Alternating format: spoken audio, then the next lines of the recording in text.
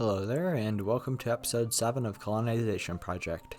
We start this episode off on the launch pad, like, probably, I think, 6 out of 10 episodes. Yeah, most episodes we've started it off on the launch pad, I guess. Anyways, we are launching another Minmus mission. This will be the same as the Minmus mission we launched 2 episodes ago. It's basically exactly the same, but with a couple new science instruments attached to it, so we can get a maximum amount of science possible from this mission. Anyways, we're just getting a nice cinematic flyby shot. There go the solid rocket boosters. And you may notice that I had, like, the rocket tipped over a bit. That's fine though. We have more than enough Delta V in order to complete this mission. And thankfully, the gimbal on the engines didn't made it, I guess, stable again. Anyways, sped up back to 4 times regular speed, we can start heading into space and off to Minmus. This is, like I said before, this is exactly the same. So it uses the same launch vehicle, which is the 3-stage launch vehicle that I said we will never use again, but, well, I guess we're using it again. I don't think we're going to be using it again, though, because we'll probably be constructing a space station the next time we go to Minmus. That brings me to my next point. This is a bit of a shorter episode than usual. It's 17 minutes rather than 20 minutes. That's because we are only launching 2 rockets in this episode, only 2 missions. And however, those 2 missions will be quite important to the series. We're not launching any satellites like last episode. These are going to be all mainly crewed missions or flagship missions, which are like not really crewed missions, but missions that are going to be quite important to the space program. Like this one, where we need the science for Minmus, so we're going there. It's not going to be like the sats that we launched quite a bit of in the last couple episodes. Anyways, we have plotted our trans-Minmus injection, and we are heading off to Minmus, I guess. I've said Minmus quite a few times in the last minute or so. Anyways, another nice cinematic shot. And we are on to the third stage of this rocket. Like I said before, this thing has quite a bit of fuel, more than enough to complete a Minmus mission. I should really stop saying Minmus, but I mean, that's where we're going. So I guess I have to. I don't know. Anyways, we have got ourselves an encounter with the moon. I'm not saying the Minmus again for a good 30 seconds. We have got ourselves an encounter, and we are performing a quick mid-course correction to get us into a polar orbit of Minmus. 30 seconds has passed. I should really think of better ways to say Minmus than just saying Minmus all the time. There I go again. Anyways, we are time warping out to our encounter, and this took a bit more time than I expected because the orbit went quite far out of Minmus's plane, like the orbital line. So we spent a lot of time orbiting at our apoapsis. So it took a bit longer than usual, but I think the Kerples can wait a couple days extra. Anyways, we are at the moon, and not the moon, Minmus.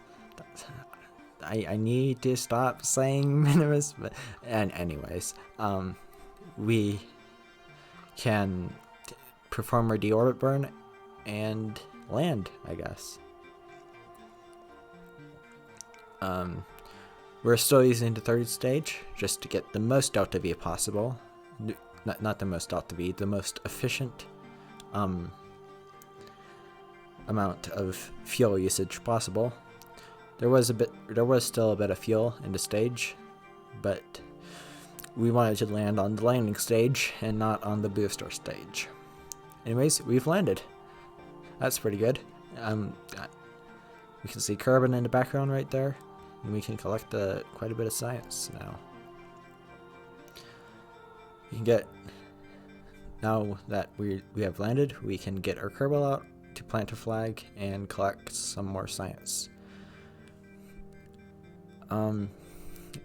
We aren't using Jebediah and Bob. Yeah, Bob's a scientist. We aren't using them because they've already been here before, and they probably want to stay at carbon for a while. Anyways, we can just get a nice first-person view of the lander.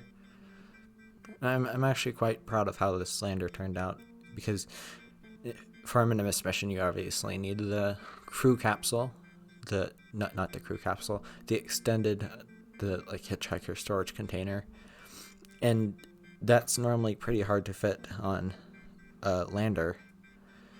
Now I did use tweak scale, so we could get the 1.875 meter variant of the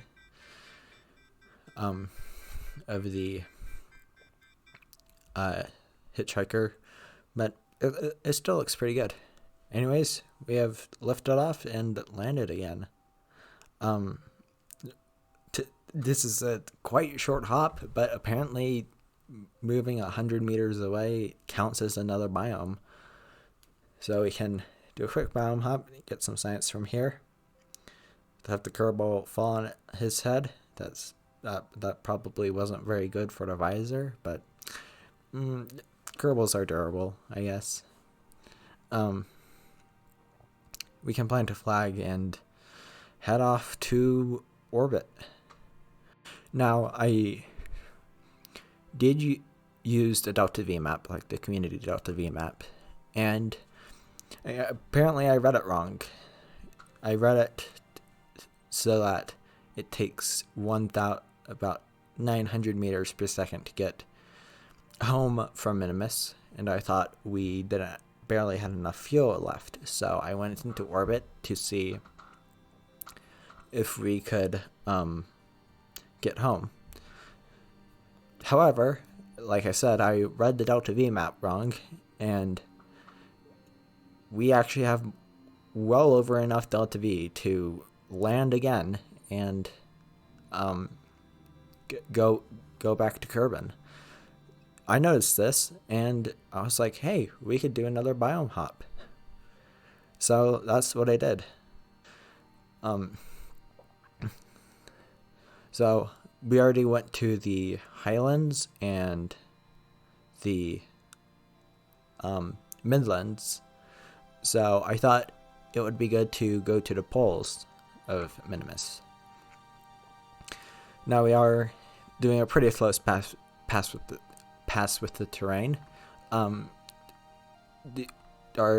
periapsis is about 50 meters above the surface, which is a safe distance for a rocket to be off the surface while traveling at orbital velocities. That's perfectly safe. I see nothing wrong with that. Anyways, we have deorbited and are landing right now.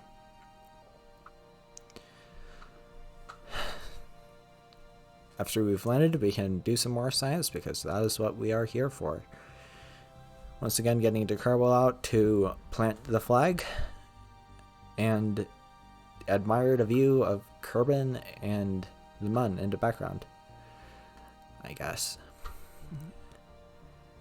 Anyways, back in the lander can, we can get our scientist out to reset the Mystery Goo and Science Junior units, because those need a scientist to be reset.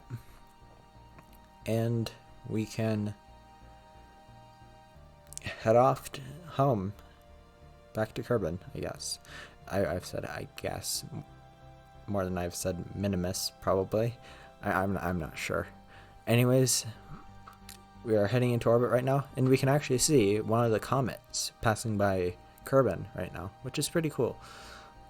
It's probably really far out, and we don't really have the technology to go there yet, but looks pretty cool, honestly. Anyways, we have reached orbit and are plotting our ejection burn out of Minmus' sphere of influence. Now, we did have quite a polar orbit. We did have a polar orbit, and that meant that we couldn't get an encounter back with Kerbin from Minmus orbit. So we just went out of Minmus' sphere of influence and performed our deorbit burn there. Anyways, we can time warp down to our periapsis, which is in Kerbin's atmosphere, thankfully. Otherwise, the mission would not be done. It would be in space for a long time. And we can start re-entering the atmosphere. Another nice flyby of the capsule re-entering Kerbin's atmosphere. The parachutes have deployed, and we can safely touch down in the oceans of Kerbin, although I guess the oceans are made of water. Anyways, on to the next launch. This is the Sarnis launch vehicle.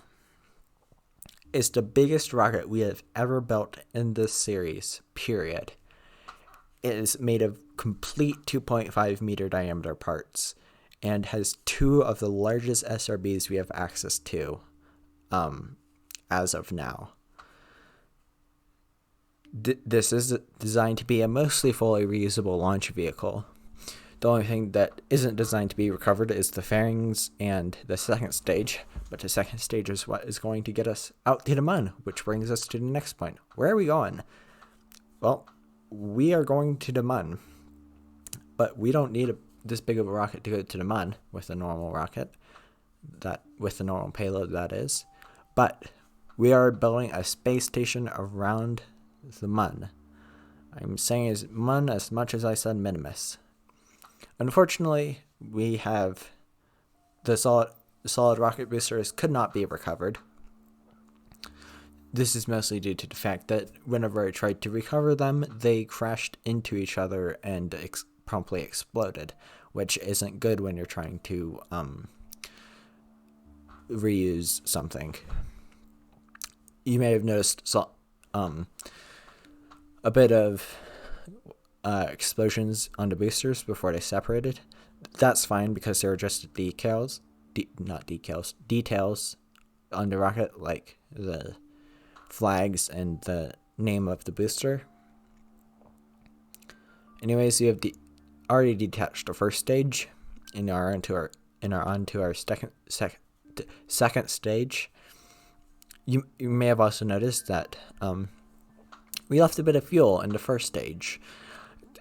This is intentional for reasons which you will see in a few seconds, actually.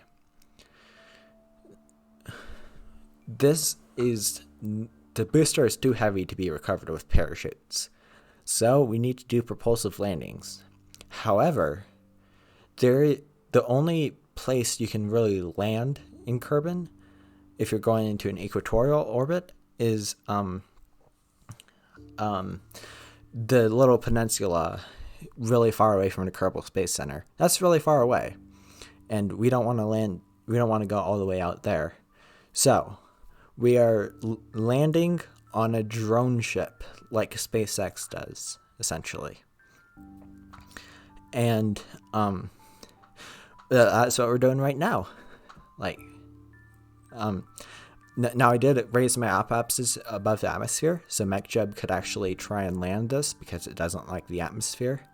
Anyways, we're performing a retro burn right now. We are slowing it down to 1 times speed. We are 3 kilometers away from the landing site. And the booster and the drone ship has come into view. And it's hovering, not really hovering, but landing. And we have landed on the drone ship in the middle of the ocean. This took way too many reattempts. Actually, it only took 4, but my first attempts at landing a booster and my sandbox save, that took me like 20 different quick save reverts. So landing a booster on a drone ship is hard. Anyways, back onto the main mission. The second stage is performing a quick course correction to get the space station to its destination, which is the Mun, obviously. And we can, well, do that course correction and head off to the Mun. Now, I am placing this in about a 45-degree inclined orbit. This is because of the reason why we do this is because we want to hit as much biomes as possible so we can get as much science as possible from this mission. Anyways, we're at the Mun. We can plot our circularization burn and head towards our periapsis to do that deceleration burn. Second stage is burned out and we're on to our capture stage. This is pretty simple. It's just a Terrier with a few fuel tanks attached to it. Anyways, we have gotten into orbit. We can point the spacecraft in the right direction in order to detach the second stage and detach the second stage, send it on a suborbital trajectory into the Mun. Anyways, that will bring us to the end of the episode. Thank you for watching, and I will see you in the next video.